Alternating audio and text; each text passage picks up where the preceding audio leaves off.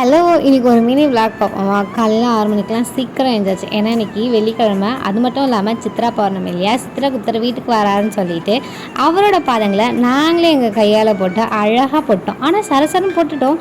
But ஆனா, இந்த மாட்டுக்காலும் விசிறியும் போடுறதுக்கு தான் ரொம்ப கஷ்டமா இருந்தது. இருந்தாலும் அதையும் என்ஜாய் பண்ணி நானும் எங்க சிஸ்டரும் ரொம்ப ஹாப்பியாவே போட்டு, ஃபைனலா முடிக்கிற ஸ்டேஜ் வந்துட்டோம். இருந்தாலும் ரொம்ப சோம்பேறியா தான் இருந்தது.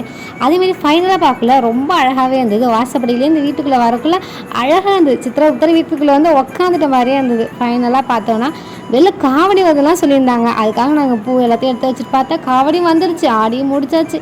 எல்லாம் பாட்டு ஜோரா பாடி மேளதாளம்லாம் ஜாலியா இருந்துச்சு. அதேமாரி காவடி வந்தது. முருகான்னு அரோகரா போட்டு கோஷத்தோட முடிச்சு, அதுக்கப்புறமா வீட்டுக்குள்ள வந்து பார்த்தோன்னா, அழகா தீபம் எரிஞ்சு அழகா இருந்தது. அந்த 13 இலைய போட்டு சித்ரகுப்தருக்கு சிறப்பாக படைச்சு எல்லோரும் மன நிம்மதியோடு படைச்சு முடிச்சு எல்லாருமே காக்காய்க்கெலாம் வச்சுட்டு மாட்டுக்கும் கொஞ்சம் கொடுத்துட்டு நாங்களும் சாப்பிட்டுட்டு மற்றவங்களும் கொடுத்துட்டோம்.